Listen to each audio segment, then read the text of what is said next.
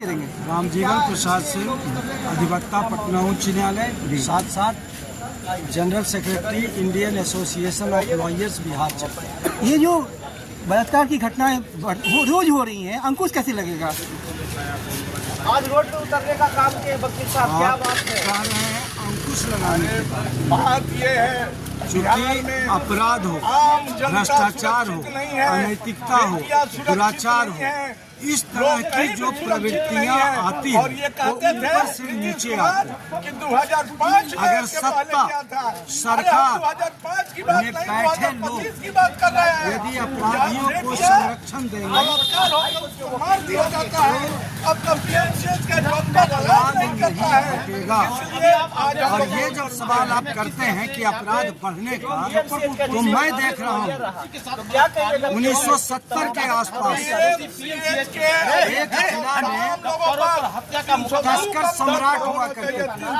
तस्कर सम्राट आप जानते हो, उनको भी राजनीतिक संरक्षण प्राप्त था और उस समय इतनी अपराध संरक्षण में नहीं थे, लेकिन वो संरक्षित अविलंब गिरफ्तार किया जाए। और धीरे धीरे धीरे धीरे धीरे धीरे राजनीतिक संरक्षण अपराधियों को मिलता गया और आज उसी का जो है अविलंब प्रकाष्ठा है कि आज लोग कह रहे हैं कि ये सरेआम हो रहा है कि वो 10 वर्षों से ये निरंकुश में अपने बैठे हुए हैं और बिना सत्ता के संरक्षण के अपराध नहीं बढ़ सकते। सत्ता जिस दिन चाह लेगी कि अपराध रुक जाए, उस दिन सत्ता अपराध रुक जाए। राजनीतिक अपराधीकरण कैसे रुकेगा? राजनीतिक अपराधीकरण, एक तो आप मीडिया के लोग हैं, ये अपराध मुक्त बिहार, अपराध मुक्त भारत, अपराध मुक्त डेमोक्रेटिक सिस्टम, इसकी बात करेंगे, लोगों को जगाएंगे। हम भी जगाने का प्रयास करते हैं और इस मीडिया के माध्यम से भी जगाने का प्रयास किया जाएगा। जाति, धर्म और इस तरह की बातें जिसमें उलझा के लोगों को रखा जाता है, उससे मुक्त करा करके डेमोक्रेसी की कैसे सुरक्षा हो, आम जनता के हित में कैसे बात हो, शिक्षा का सवाल कैसे खड़ा हो, स्वास्थ्य सवाल खड़ा कैसे हो, बेरोजगारी का सवाल खड़ा कैसे हो, महंगाई का सवाल खड़ा कैसे हो, इन सब सारी बातों पर जनता का ध्यान रुकेगा, जनता का ध्यान आएगा। जनता समझेगी कि नहीं, वैसे ही लीडर को वोट देना है जो महंगाई के खिलाफ, बेरोजगारी के खिलाफ, अपराध के खिलाफ, भ्रष्टाचार के खिलाफ, अनैतिकता के खिलाफ, दुराचार के खिलाफ और दिन रात समाज के सेवा में अपने आप को लगा करके रखता है।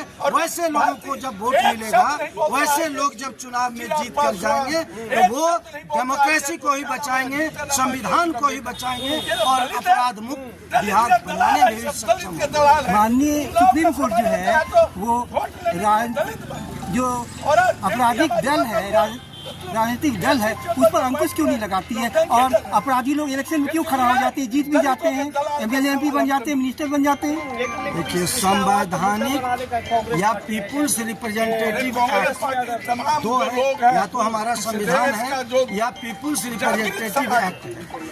पीपुल रिप्रेजेंटेटिव एक्ट में ऐसा कोई प्रावधान नहीं है कि जिसमें एफआईआर हो गया या केस हो गया, सजा नहीं हुआ है, तो वैसे लोगों को चुनाव लड़ने से वंचित किया जाए। माननीय सुप्रीम कोर्ट ने कुछ हद तक, जैसे 2 वर्ष तक यदि सजा हो गई है तो 2 वर्ष तक उसको चुनाव लड़ने से रोका जा सकता है, या जब तक सजा नहीं हो जाता है लंबे समय तक, तब तक उसे चुनाव लड़ने से रोका नहीं जा सकता।